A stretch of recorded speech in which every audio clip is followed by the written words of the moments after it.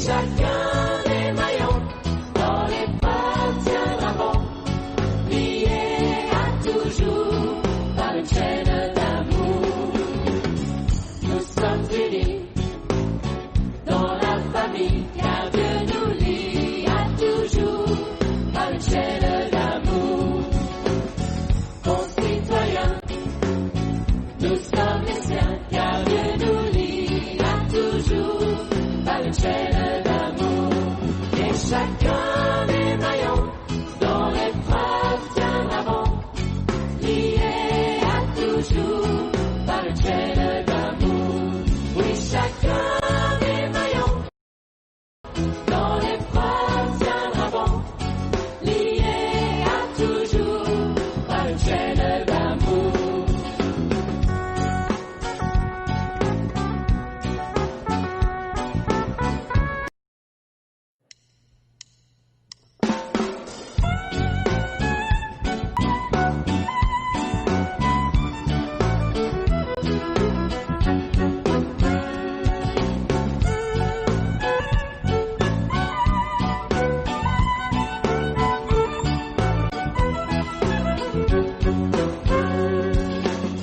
Nous sommes unis dans la famille, car Dieu nous lie à toujours par une chaîne d'amour.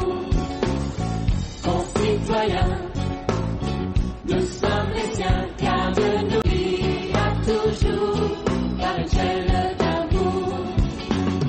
Nous sommes unis dans la famille, car Dieu nous lie à toujours par une chaîne d'amour.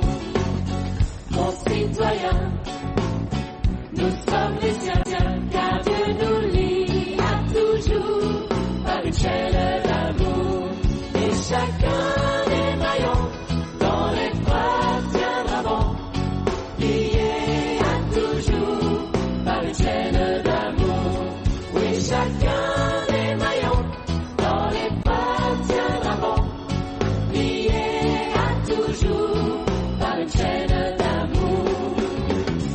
Nous sommes unis dans la famille, car Dieu nous lie à toujours par une chaîne d'amour. Concitoyens, nous sommes les siens, car Dieu nous lie à toujours par une chaîne d'amour. Et chaque Top. Bonjour à vous tous et à vous toutes, à la fois présents physiquement pour ce dernier culte possible avant le confinement total. Et merci à vous tous aussi qui êtes derrière la caméra et qui nous voyez et à qui on vous associe dans notre prière. Et si on de vivre ce moment tous ensemble malgré nos distances, c'est quelque chose d'extraordinaire. Alors, nous allons commencer par l'accueil. L'accueil, c'est de dire simplement que Dieu est avec nous ce matin. Dieu est avec nous et nous sommes tous enfants de Dieu. Donc nous avons déjà à nous accueillir les uns les autres, à la fois vous tous que nous ne voyons pas, mais aussi tous ceux qui sont présents dans ce temple. Et voilà, accueillez-vous les uns les autres. Je crois que c'est important même d'un regard, d'un sourire. Mais en tout cas, c'est important de s'accueillir.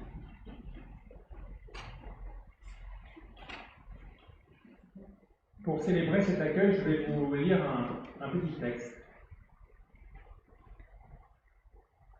Un renard est tombé au fond d'un puits quand il était tout petit. Il y vit depuis quelques années lorsqu'un jour il aperçoit un oiseau sur la margelle. « Petit oiseau, dit le renard, le monde est immense.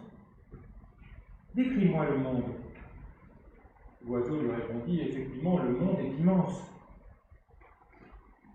Il est recouvert d'un ciel qui la nuit est rempli de millions d'étoiles. À ces mots, le renard se met en colère. « Tu mens, petit oiseau, le ciel pendant la nuit, je le connais aussi bien que toi.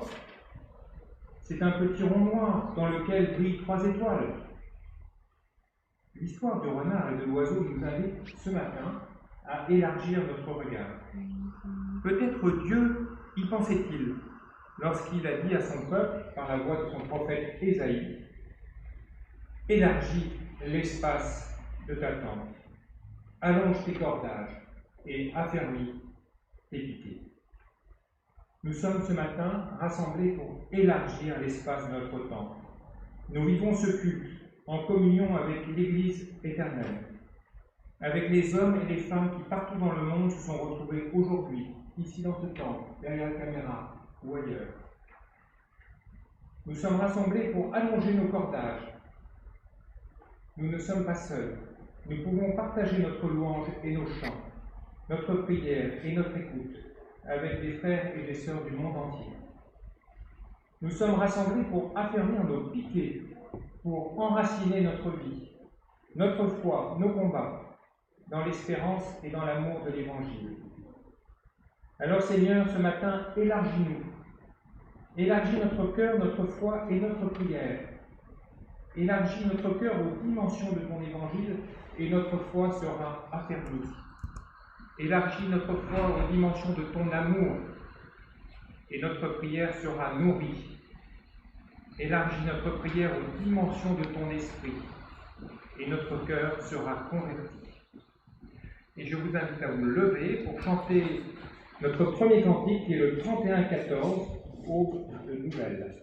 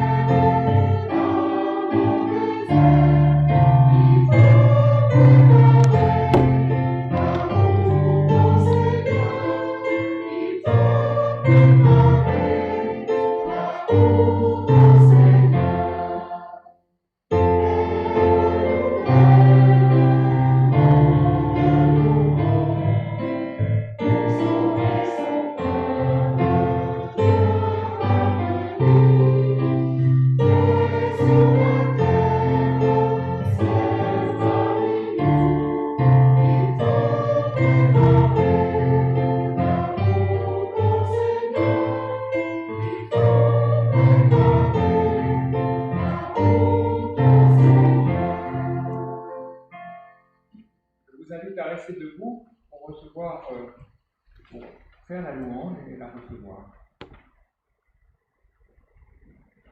Mon Dieu, tu es la source, désaltère-nous.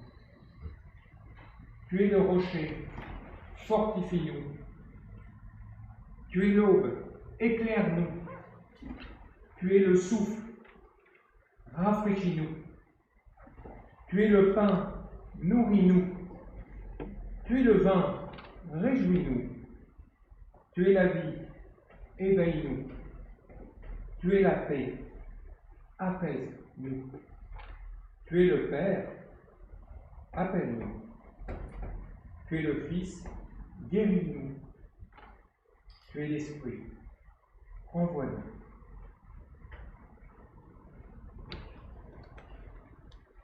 Et nous allons chanter le cantique 2208 en entier, comme un souffle fragile.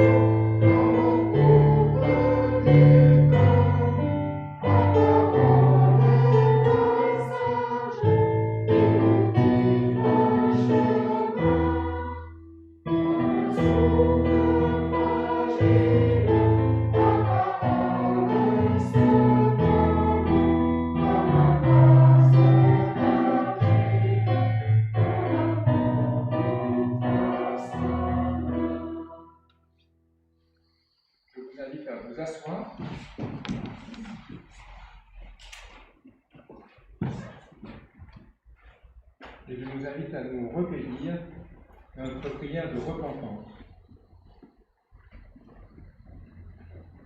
Et pour cette prière, j'ai trouvé un petit texte. Un jour, un petit poisson est allé voir sa mère et lui a demandé « Maman, qu'est-ce que c'est que cette eau dont on entend tellement parler ?» En riant, sa mère lui a répondu « Mais comme tu es sot, l'eau est autour de toi, elle est en toi, elle te donne la vie. Va un peu sur la terre et reste-y un moment, alors tu découvriras ce qu'est l'eau. » Un jour, un faon est allé voir son père et lui a demandé « Papa, qu'est-ce que l'air dont on entend tellement parler ?» En souriant, son père lui a répondu « Mais comme t'es sot, l'air est autour de toi, il est en toi et il te donne la vie. Si tu veux savoir ce qu'est l'air, plonge ta tête dans un ruisseau et tu découvriras. » Un jour, un homme est allé voir un sage et lui a demandé « Toi qui es sage, réponds à ma question. Qu'est-ce que Dieu dont on entend tellement parler ?» Notre Père, pardonne-nous notre surdité, notre cécité, notre insensibilité devant toutes les marques de ta présence et de ta grâce, en nous et autour de nous. Ouvre bien nos oreilles, guéris bien notre regard, redresse notre raisonnement, apprends-nous la foi. Apprends-nous à te reconnaître comme celui qui est autour de nous, qui est en nous et qui nous donne la vie. Tu es l'eau qui désaltère et qui rafraîchit. Viens étancher notre soif. Tu es l'air qui murmure et qui inspire. Viens guérir notre essoufflement. Apprends-nous à te connaître, à te reconnaître dans l'ordinaire de nos journées, dans le quotidien de notre temps, dans l'aujourd'hui de nos rencontres.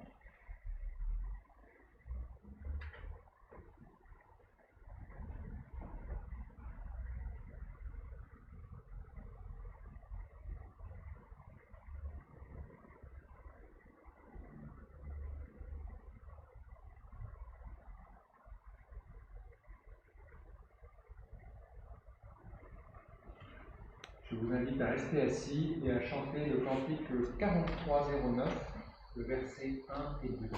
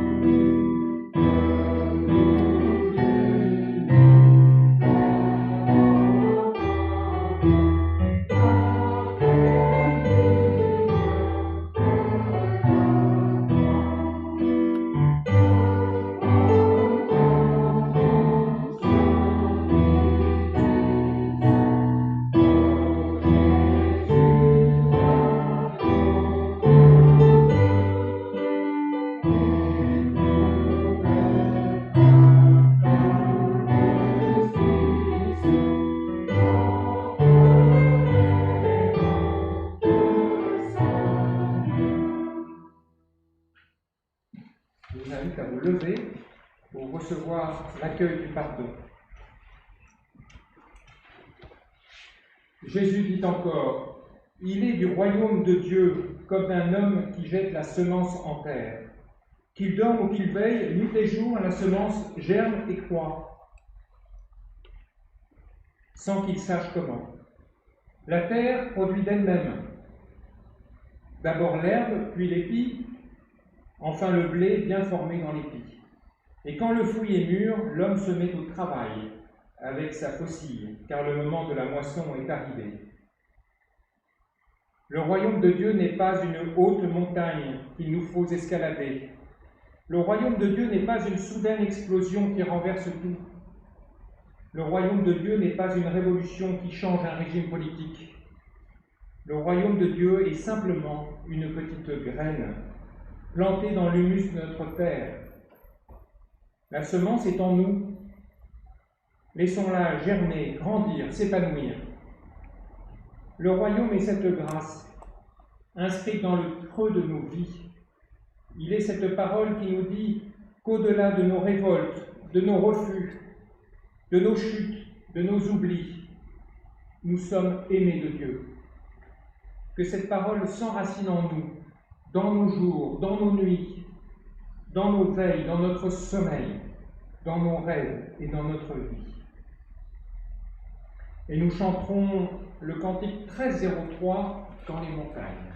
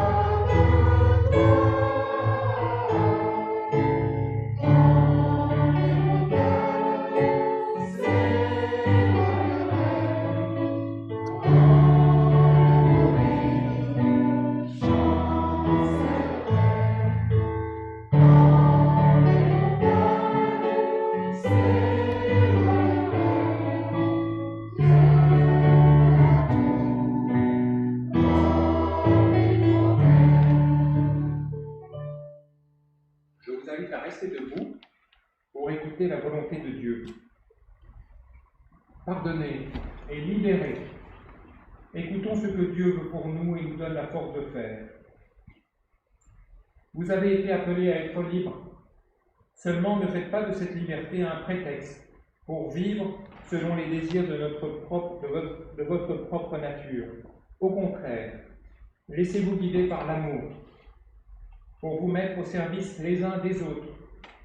Car toute loi se résume dans ce seul commandement, aime ton prochain comme toi-même. Et nous chanterons le 1409. En anglais. Alléluia.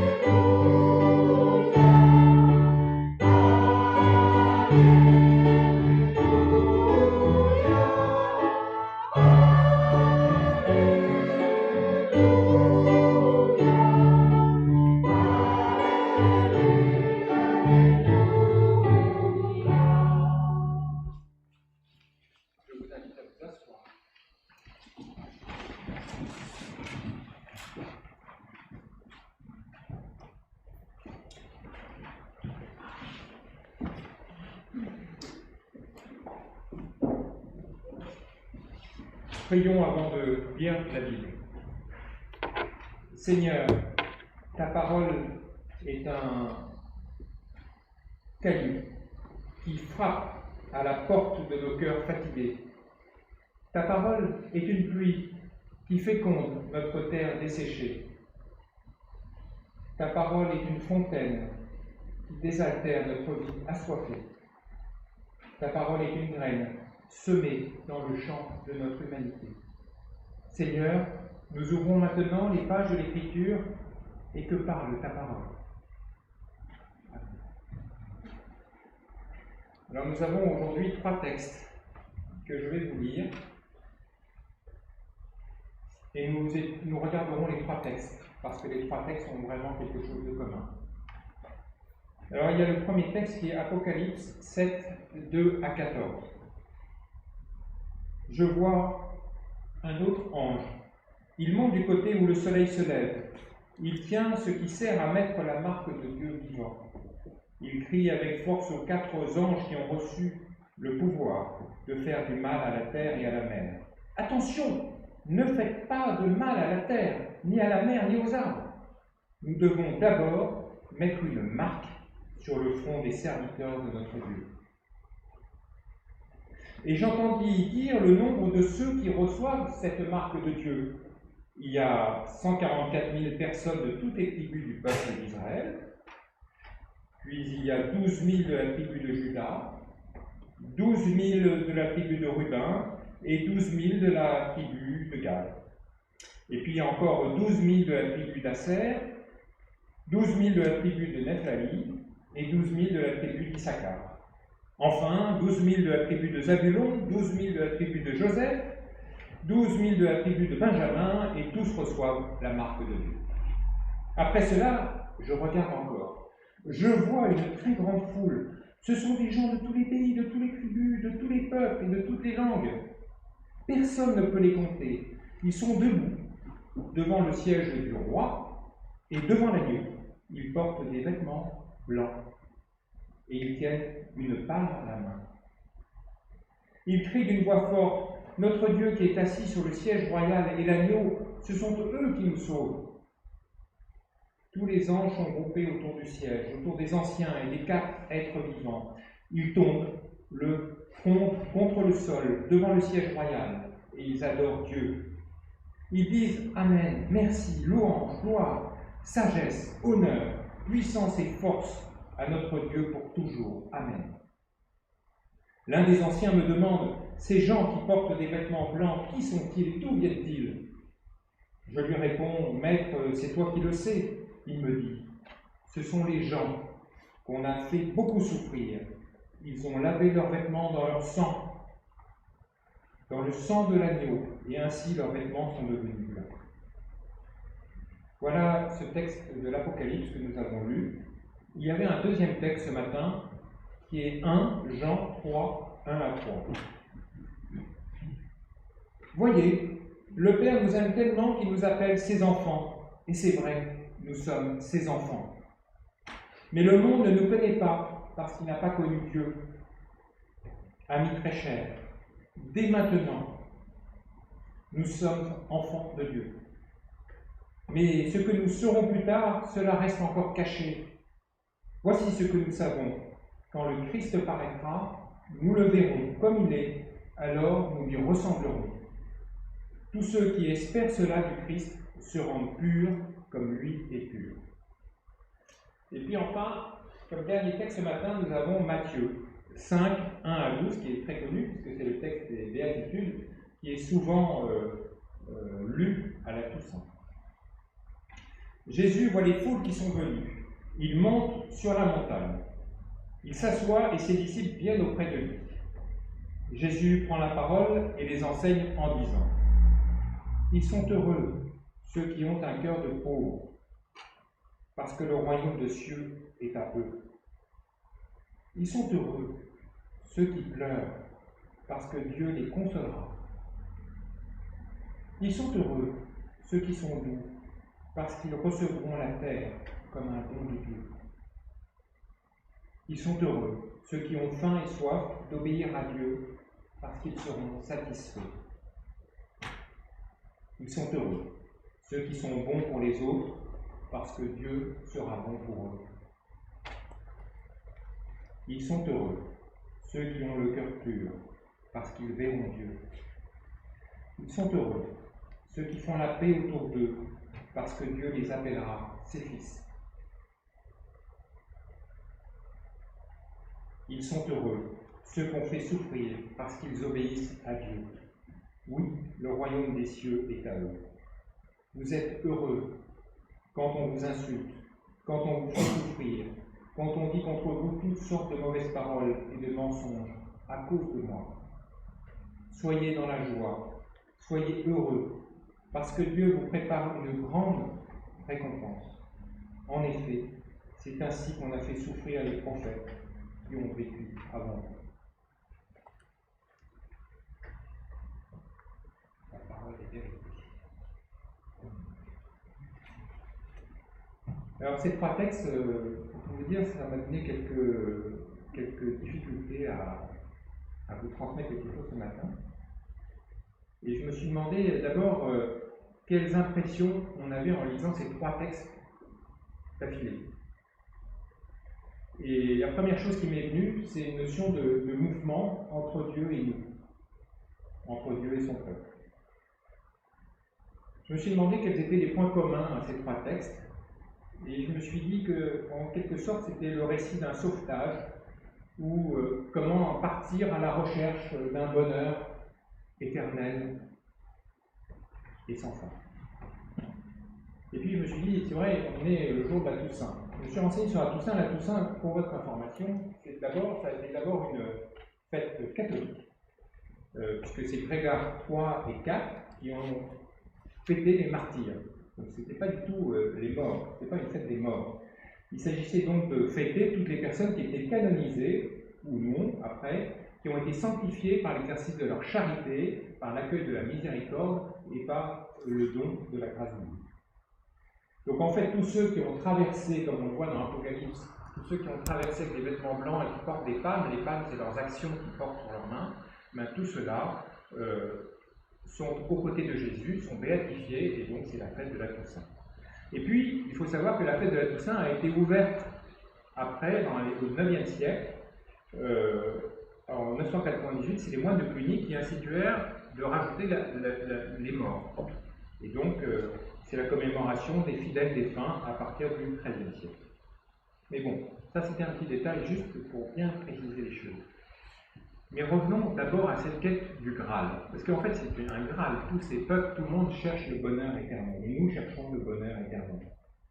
Et alors, j'étais tellement frappé par le texte de l'Apocalypse sur les mouvements permanents que je me suis renseigné sur les techniques un peu cinématographiques. Et c'est vrai que les techniques cinématographiques sont intéressantes parce qu'on peut définir des zones quand on filme, quand on crée un film. Et dans ce film du bonheur éternel que l'on cherche, dans cet Apocalypse, on voit différentes scènes, c'est une grande fresque, on voit plein de choses. Alors il y a les techniques du travelling, je ne sais pas si vous vous rappelez, c'est qu'on prend une caméra, on la déplace sur un chariot pour avoir différentes visions. Il y a la technique du panoramique qui est très utilisée dans le texte, où on voit un panoramique vertical et un panoramique horizontal. Quand il y a un ange qui s'adresse aux quatre autres anges, et il dit attention, fais attention à la terre qui est en bas. Voilà. Et puis tout un temps, on repart vers le bas et on regarde des personnages qui avancent, ou une tribu ou une chose. Donc il y a un panoramique horizontal, un panoramique vertical. Et puis quelquefois aussi dans le texte, on voit une caméra qui plonge, voilà, par rapport au sujet fermé. Donc ça s'appelle la plongée dans les techniques cinéma. Et il y a aussi la contre-plongée, c'est-à-dire que, par exemple, dans le texte de Matthieu, on voit Jésus qui est sur la montagne et les disciples qui sont autour de lui. Donc on voit Jésus en contre-plongée. Donc c'était assez intéressant. Et donc on s'aperçoit que ces textes, on s'appuie sur deux choses importantes qui vont nous diriger ce matin. C'est la notion du regard, donc de cette caméra en fait. Parce que finalement, au travers de ces textes qui sont écrits par des apôtres, on voit un regard sur quelque chose, sur le monde. Et puis, donc la position de la caméra, et puis la notion du temps. On regardera aussi cette notion du temps. Voilà, alors d'abord il y a Apocalypse. On va prendre les textes les uns après les autres. Donc là, vous avez bien compris qu'on est au signe avant-coureur du jugement et qu'on voit un travelling, je vais reprendre le mot qui m'a venu, un travelling permanent. Je vois, il monte, il crie aux 4 anges, attention, ne faites pas de mal à la terre. Je vois une très grande foule, on voit les gens qui crient d'une voix forte en bas. Voilà. Donc, en fait, la vision de Jean, là, c'est une vision souvent qui est à partir du ciel. Et ce qui est impressionnant, c'est qu'il dirige tout. Il montre le nombre de ceux qui sont marqués de Dieu, le résultat de l'action. On a même un effet sonore, parce que le nombre de gens, les résultats, un peu comme une élection, les résultats des gens, des tribus, etc., que je vous ai lu, 12 000, 14 000, c'est comme un effet sonore derrière. Donc c'est époustouflant.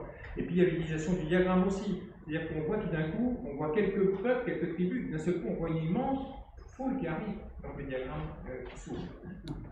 Et puis on a des images d'éclairage sur le vêtement blanc, par exemple des touches comme ça, ou la résurrection, voilà, où on montre justement ces gens-là, on focalise sur eux pour montrer ce qu'ils ont fait. Alors ce qui est intéressant, c'est que ce qu'on peut tirer de cet enseignement déjà, c'est que finalement l'action du peuple de Dieu, c'est une action commune entre le monde céleste, entre Dieu et les hommes. Et ça, c'est déjà un premier important, c'est-à-dire qu'il faut l'action conjuguée de Dieu et de l'homme pour nous sauver. Alors, la deuxième chose qu'on peut retenir de ce texte, qui est très important, c'est le mot contempler. Notre rôle est d'être contemplatif. L'importance de la contemplation, la nécessité de contempler continuellement ce qui se passe autour de nous en tant que chrétiens, tout ce qui s'y passe sous différents angles, sous différentes techniques, de regarder vers le haut, vers le bas, mais surtout de ne pas avoir une vision horizontale, d'avoir aussi une vision verticale, d'avoir une vision céleste, d'aller vers une vision de l'infini. L'homme, nous sommes à l'image de Dieu, et nous sommes contemplatifs. Nous réfléchissons, nous méditons, nous jugeons, nous évaluons, nous cherchons à comprendre, nous projetons, même quand nous dormons, notre cerveau travaille encore. Tout ce qui nous intéresse sur la terre, loin d'empêcher la contemplation du royaume de cieux, nous favorise quand on a compris et voulu que la vie terrestre prépare à une vie après. Et ça, c'est très important. On voit, vous avez plein d'images, de films qui sont tournés autour de cette quête du Graal, cette quête de l'éternité. Et finalement, cette éternité, nous la cherchons inlassablement. Et quand nous ne la trouvons pas, ou quand nous nous attaquons à quelque chose qui est fini, eh bien, nous cherchons à retrouver quelque chose. Et nous recherchons toujours cet infini. Alors, ce qui est important, c'est cette phrase qu'on pourrait dire, que signifie encore croire au Christ quand on ne cherche que le bonheur terrestre qui aboutit à la mort. Donc, ayons ce regard, ayons cette contemplation, mais en même temps, ayons ce regard vers l'infini. En fait, nous cherchons, dans notre soif, nous nous satisfaisons toujours beaucoup du fini. Ce n'est pas une mauvaise chose en soi. Mais il faut, dans ce texte d'Apocalypse, ce qui est intéressant, c'est cette caméra qui bouge sans cesse entre le fini et l'infini. Donc c'est le sens que nous donnons à notre vie par rapport à cet infini et par rapport à cet amour céleste et cet amour de Jésus-Christ. Donc regarder d'une manière permanente entre l'infini et le fini. Faire cet aller-retour permanent dans nos vies. Voilà le premier message que j'aimerais dire de ce texte d'Apocalypse, pour aller à cette recherche du bonheur éternel. Et puis nous avons une deuxième scène qu'on pourrait traduire par ce texte de 1 Jean 3, 1 à 3. Là, c'est différent. C'est une vision de foi. C'est une vision de foi. C'est une vision de foi, et comme nous l'avons souvent dit, la foi, c'est une force. C'est cette confiance que nous avons que Dieu est en nous, qu'il est avec nous. Il y a ce magnifique psaume qui dit « Je suis à côté de toi, je suis... » Voilà. Ce Dieu qui est en nous, c'est en quelque sorte c'est cette confiance en Dieu, c'est faire confiance à Dieu. En fait, ce qui est à l'opposé de la foi, ce n'est pas l'athéisme, ce n'est pas le doute. Ce qui s'oppose à la foi, c'est la peur, et la peur de l'avenir. Croire en Dieu, c'est avoir confiance en la vie, en l'avenir, c'est confier à Dieu sa vie et son avenir. Nous le chantons souvent en chantant « Confie à Dieu ta route ». Quoi qu'il arrive, Dieu portera notre vie et nous donnera force de vie. L'union la fusion, là, il n'y a pas un univers céleste, un univers terrestre. Là, il y a une fusion. Grâce à la venue de Jésus sur terre, il y a une fusion entre Dieu et nous. Et cette fusion est totale. Et tous ceux qui espèrent cela du Christ seront purs comme lui est pur, dit le texte.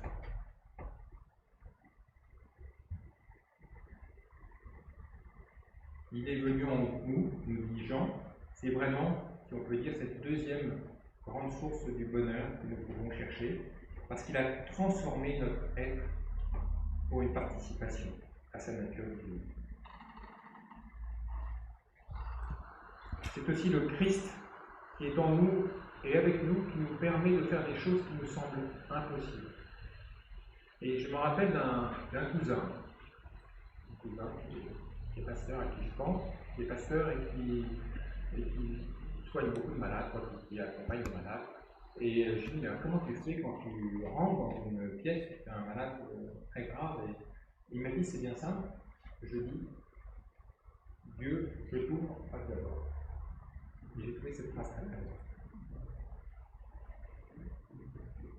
Donc, ce deuxième scène, qu'on pourrait dire, pour cette recherche de bonheur éternel, c'est simplement se dire que le bonheur, c'est de prendre conscience que cette force est en nous, que Dieu est en nous et que nous avons à tracer un chemin avec lui. Et puis nous avons cette troisième scène, on peut dire, ce texte des béatitudes, que tout le monde connaît bien. Alors là encore, on a une image de caméra verticale parce que la montagne, Jésus est en haut, voilà, on a plein d'effets. Mais ce qu'on peut se dire en lisant ce texte, c'est quelle est la porte supplémentaire qui pourrait nous aider à connaître ce bonheur éternel, ce Graal que tout le monde cherche. Et en fait, la porte d'accès, c'est la première béatitude, le premier paragraphe. C'est la pauvreté du cœur. La véritable réussite d'une vie, la clé du vrai bonheur, c'est la pauvreté du cœur. C'est de reconnaître nos blessures, nos limites, nos faiblesses, nos failles, et faire avec. Il y a une phrase, il y a une petite histoire que quelqu'un raconte et qui dit que quelqu'un se présente au paradis et il dit à Saint-Pierre, il dit « Montre-moi tes blessures ». Et la personne répond « Moi, mes blessures, je n'ai pas de blessures ». Et Pierre de s'étonner n'a donc rien trouvé qui vaille la peine de se battre. Voilà ce que nous dit Jésus aujourd'hui. La vie humaine vaut la peine. Oui, la vie humaine vaut la peine. Et notre bonheur est là. Exactement dans ce qui vaut la peine. Une vie sans peine est une illusion. Un bonheur sans peine est un rêve.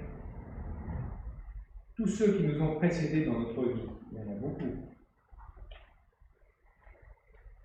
ils nous ont dit que la vie valait la peine et qu'il n'y a pas de vie valable et durable sans effort et sans peine. Car le chemin qui conduit au bonheur se prend en mettant toute notre énergie pour traverser toutes les épreuves de notre vie. Et cette énergie, d'où elle vient? Eh bien, elle vient lorsque nous avouons notre pauvreté. Lorsque nous écoutons, plutôt que de parler, que nous ne faisons pas assez souvent. Lorsque nous vivons cette béatitude de pauvreté en esprit, parce que, quelque part, on n'est plus au dépourvu. Comme quand on rentre, comme je vous parlais de ce cousin qui est rentré voir des malades. Et il y a plein de moments dans notre vie où nous sommes pris au dépourvu. Dépourvu face à la maladie, dépourvu face à la souffrance, dépourvu face à des événements qui nous arrivent. Et c'est en acceptant ce dépourvu que nous pouvons écouter, nous laisser ébranler et transformer par tout ce qui peut nous advenir et qui est décrit dans ce poème évangélique. Alors c'est sûr, il ne faut pas avoir une écoute avec une habitude, en se disant je connais, j'ai déjà vu, je sais, voilà la réponse, qu'on fait aussi souvent. Il ne faut pas faire ça. Il faut être dans l'écoute, dans une écoute pauvre, dans une écoute humble. Face à la pauvreté, face à la souffrance, face au deuil, face au manque, face à l'injustice. Et ce qui est extraordinaire dans cette écoute pauvre, dans cette dans cette reconnaissance d'être pris au dépourvu, c'est que c'est justement ce phénomène qui nous permet de nous transformer nos vies. Parce que finalement, de se dire finalement, je suis dépourvu, Dieu est en moi, mais en même temps, je vis cette période de dépourvu avec Dieu et nous avançons ensemble. Et bien cette parole, cette promesse, a une énorme puissance de transformation de nos vies, puisqu'elle échappe à toute vision et à toute prévision. Nous ne savons pas quand ça va arriver. Le dépourvu, nous sommes pris à tout moment. Donc ça n'a rien à voir avec une prévision comme la météo ou comme des élections politiques. Notre vie, nous l'accueillons. Et nous l'accueillons avec Dieu en nous. En fait, c'est comme une rencontre amoureuse ou une naissance d'enfant. Ça bouleverse nos attentes, nos probabilités, ça nous ferait en nous un propre chemin, différent de ce que nous attendions, mais nous en sommes heureux parce que nous l'attendons dans l'attente et dans la confiance.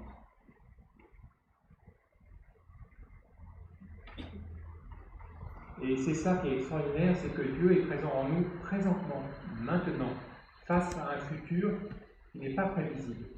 Et c'est ces deux choses-là, c'est pour ça que je vous parlais du temps tout à l'heure. Je disais, il y a à la fois le regard que l'on porte sur les choses, et en même temps, c'est cette notion du temps, de s'ancrer dans le présent, pour se dire, quoi qu'il arrive, je serai sûrement pris au dépourvu, je suis pauvre, mais en même temps, j'ai Dieu avec moi. En fait, le plus important dans notre bonheur de chrétien, c'est notre désir d'être à Dieu et pour autrui. Impliqué différemment par Dieu. Dans cette notion aussi de courage, qui est importante aussi, de courage face à l'événement, face à l'adversité, face à la souffrance. Et à ce moment-là, nous sommes libres. Nous sommes libres de tout. Nous avons juste à accueillir Dieu en nous et à avancer dans la vie qui nous est donnée.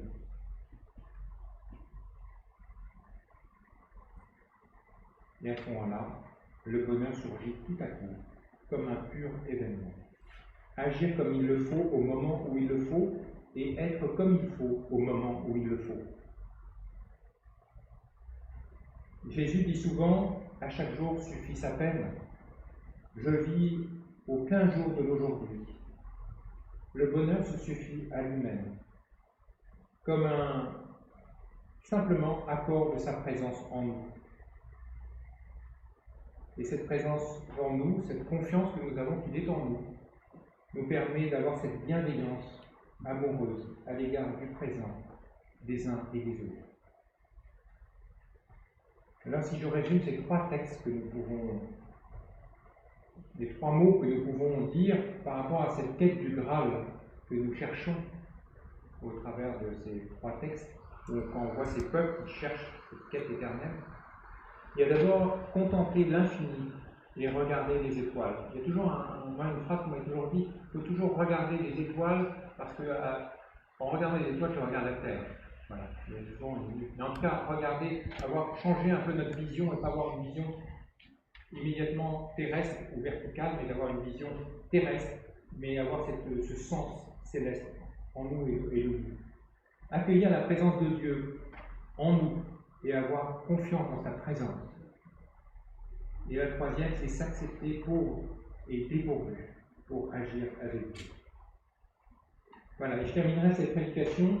J'ai trouvé un très beau petit proverbe, pas un proverbe, mais une petite citation pour la Toussaint.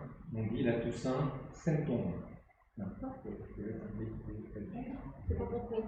la Toussaint sème ton nom. Voilà, c'est le moment de planter et c'est aussi le moment de semer. Voilà. Voilà. Amen.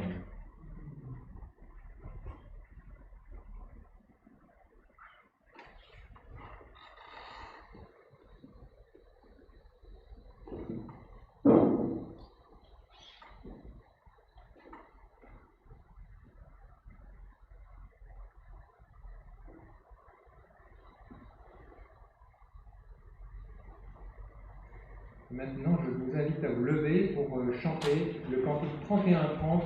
Nous avons vu les femmes.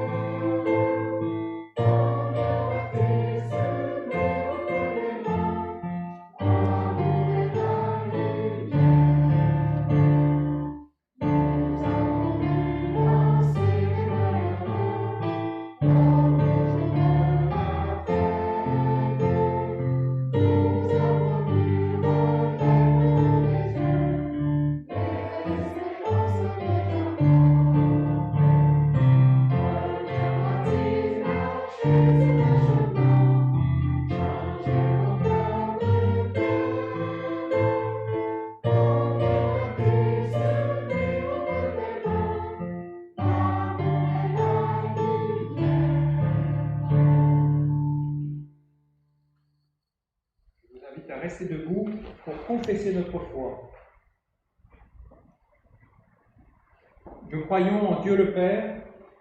Il nous a créés, nous et toutes les créatures, pour nous faire vivre ensemble à sa gloire.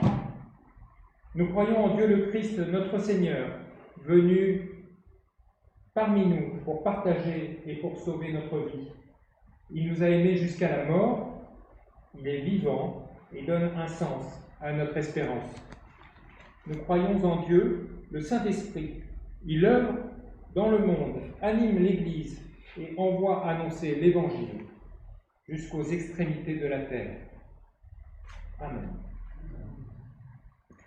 Et nous chanterons le cantique 41-26, le versets 1 et 2.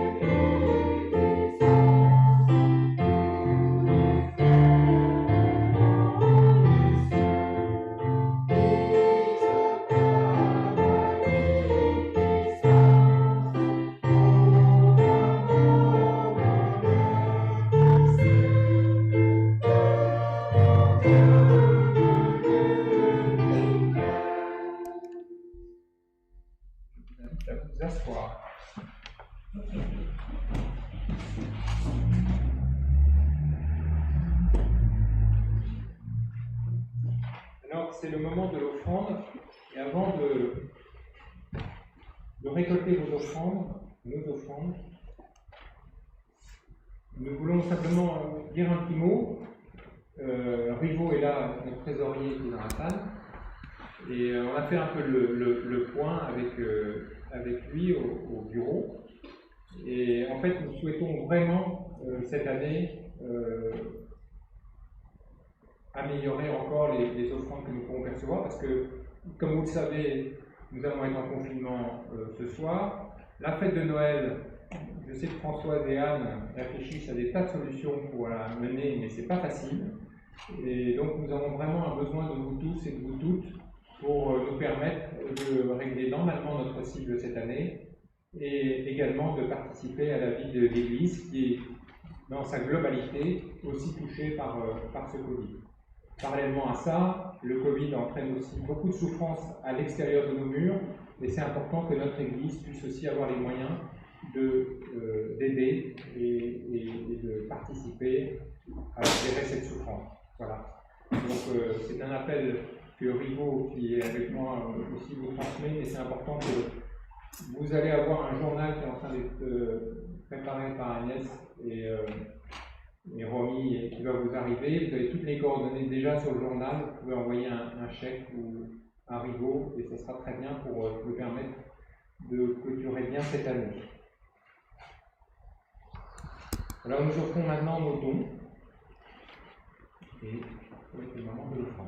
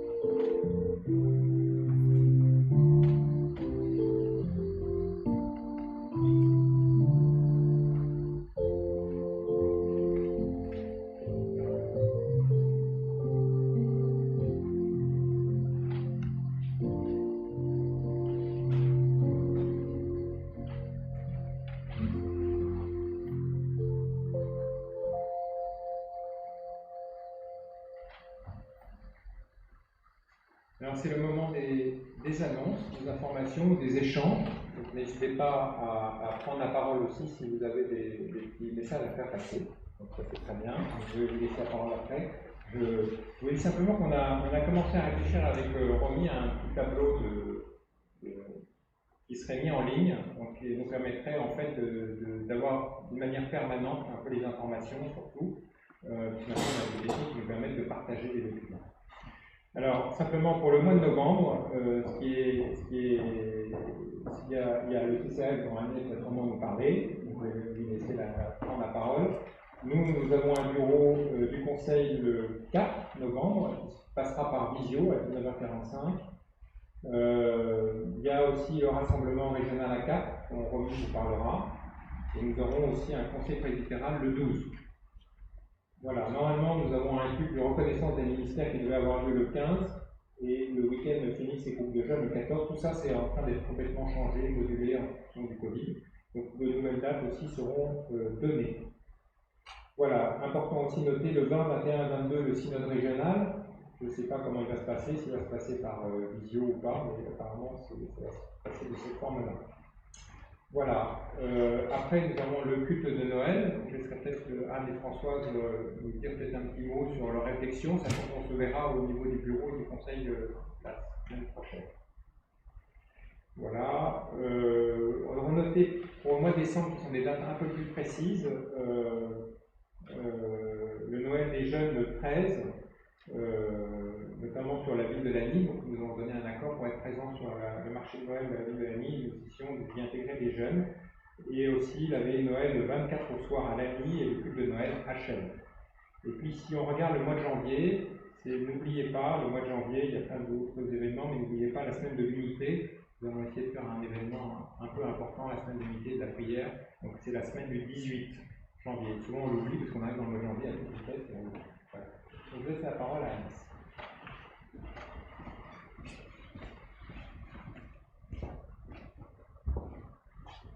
Bonjour à tous. Je voulais vous dire que, étant secrétaire du CCF, je voulais vous dire qu'au bureau, nous avons décidé de continuer nos activités normalement. Nous avons investi dans un grand barnum qui a été positionné au niveau de la roseraie à Chelles pour que nous puissions continuer d'accueillir les plus démunis, pour que nous les recevions dehors mais protégés. Enfin, il y a tout un système mis en place. Le problème, c'est que nos bénévoles sont relativement anciens. On ne sait pas si au niveau du froid, etc., on pourra tenir longtemps. Donc, si vous n'êtes pas en télétravail, si vous êtes au chômage partiel, vous êtes bienvenue en tant que bénévole. Ça, vous avez le droit de le faire. On vous fournira une attestation. Autre chose, la BAPIF, qui est la Banque alimentaire, ne nous a pas encore dit si la collecte de la Banque alimentaire du 27, 28 et 29 novembre va avoir lieu. Je pense que oui, car les stocks sont vides. Donc je pense qu'elle aura lieu. Or, c'est moi qui l'organise pour le CCF. Donc nous sommes présents sur 2 supermarchés de Chelles. Et si elle a lieu, je ferai un appel à bénévoles sur des créneaux horaires pour que nous puissions collecter des denrées alimentaires pour la Banque alimentaire de l'Île-de-France. Voilà.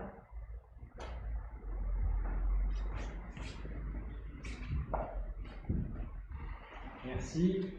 Concernant la fête de Noël.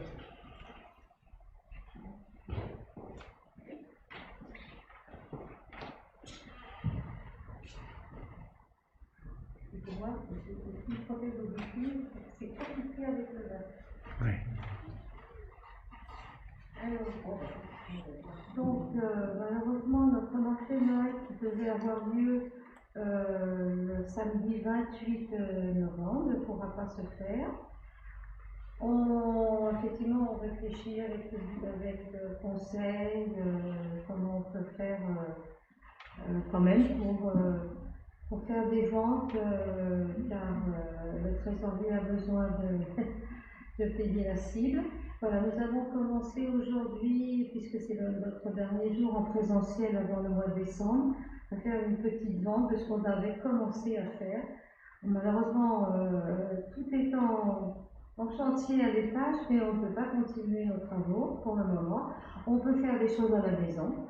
Et donc on a réfléchi d'essayer de mettre en ligne, on va prendre des photos de tout ce que nous allons faire, et de pouvoir éventuellement faire une vente en ligne. Et après, on pourra redistribuer vos achats en décembre. Alors nous avons éventuellement réfléchi de faire, si le confinement est suspendu, de faire un petit marché de Noël, éventuellement le dimanche 13 décembre à Noisiel, puisque c'est la fête des enfants, des familles, où il y aurait un peu plus de monde. Voilà. Donc, on va essayer de prendre le maximum de photos et vous pouvez réserver ce qu'on aura fait et envoyer un chèque donc au trésorier au nom de l'APER. L'ordre c'est APER. Vous envoyez éventuellement vos chèques au trésorier ou attendre le mois de décembre quand vous obtiendrez vos objets. Merci beaucoup.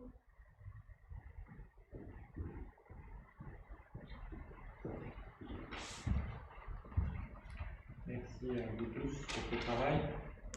D'autres informations?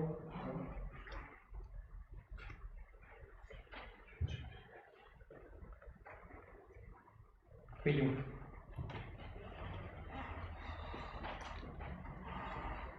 Père, nous te remettons notre offrande joyeuse, l'offrande de notre argent, mais aussi l'offrande de notre travail, de notre temps nécessaire à la vie de notre paroisse, à l'écoute des autres, et à toute offrande que nous inspire ton amour. Amen.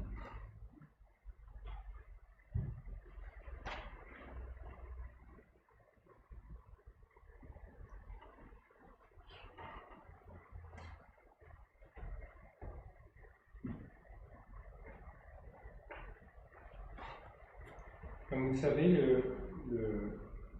l'Église catholique a été très touchée par un attentat à Nice. Et ils nous ont demandé de venir participer, de dire un petit mot à Notre-Dame-du-Val après le culte de ce matin. Donc, tous ceux qui veulent s'y rendre à midi et quart, entre midi et quart et midi et demi, j'ai dit j'irai. Et je me suis dit que je leur lirais peut-être la prière que j'avais envie de faire ce matin. Et je leur souhaiter tout notre soutien, pas seulement qu'à eux, mais aussi à l'Église orthodoxe qui a été touchée dernièrement.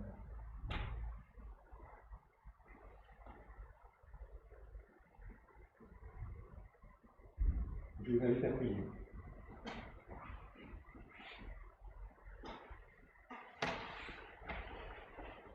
Notre Dieu, nous avons à intercéder.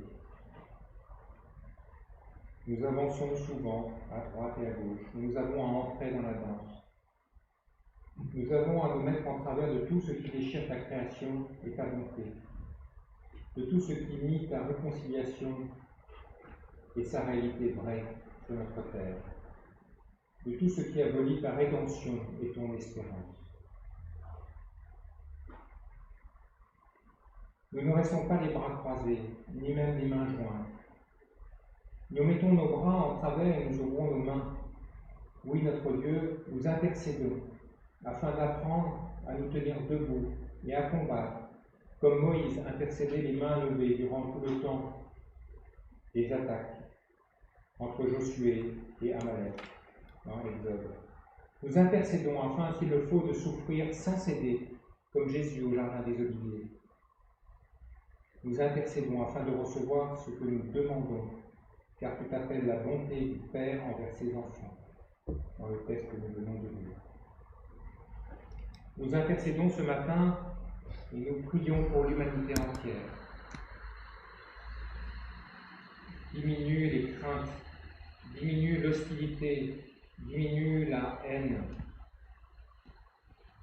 la guerre, que les nations, les races, les classes, les langues, les traditions, les cultures développent les unes contre les autres. Réalise la justice qui permet la paix et qui procure la sécurité. Nous intercédons et nous prions ce matin pour tous les malades, tous ceux qui ont été touchés par cette pandémie, d'une manière physique, mais aussi d'une manière morale ou d'une manière personnelle et familiale. Nous intercédons aussi pour tous les malades qui ne peuvent se faire soigner du fait de cette pandémie. Nous intercédons pour toute ton Église et pour nos Églises. Rends-les brillantes par la foi, patientes par l'amour, neuves par l'espérance. Apprends-nous à abattre les barrières de l'arrogance ou du découragement, à construire des chemins de fraternité, d'écoute et d'annonce. Enfin, nous intercédons pour chacun d'entre nous. Mets-nous en travers de notre suffisance. Mets-toi en travers de notre orgueil qui s'empare si facilement de nous.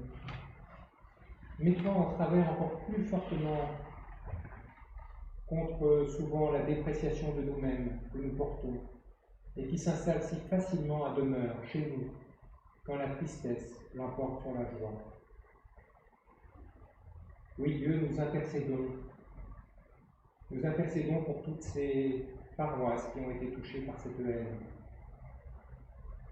Nous intercédons et nous te prions car tu t'es jeté toi-même au travers de ce monde par ta croix visible et ton tombeau vide pour barrer la route aux démons de la terre. Amen. Et nous te disons la prière que tu nous as enseignée. Notre Père qui es des cieux, que ton nom soit sanctifié, que ton règne vienne, que ta volonté soit faite sur la terre comme au ciel. Donne-nous aujourd'hui notre pain de ce jour. Pardonne-nous nos offenses, comme nous pardonnons aussi à ceux qui nous ont offensés. Et sur notre tentation,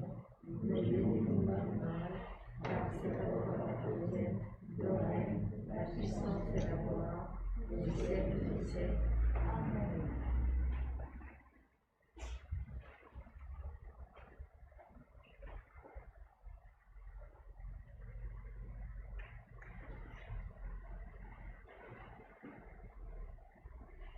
Je vous invite à vous lever pour recevoir la bénédiction.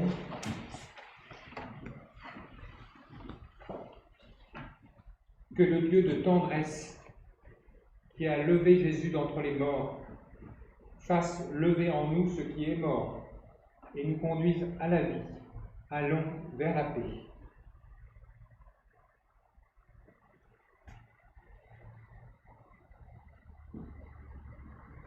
Je vous invite, avant de chanter le cantique 34-18, de recevoir l'envoi. Il faut sortir, gens de mon peuple. Ici, c'est le campement d'un instant, le lieu d'une halte, où Dieu ou l'homme s'arrête avant de reprendre la route. Sortez, gens de mon peuple. Vous êtes un peuple en partance. Votre terre n'est pas ici. Vous êtes un peuple en mouvement. Étrangers, jamais fixés, gens de passage vers une demeure d'ailleurs. Sortez, gens de mon peuple, allez prier plus loin. La tendresse sera votre cantique, et votre vie, et la vie votre célébration. Allez, vous êtes la maison de Dieu, les pierres taillées à la dimension de son amour. On vous attend dehors, gens de mon peuple. Et je vous propose de chanter à toi la gloire, le 34-18, les deux premières strophes.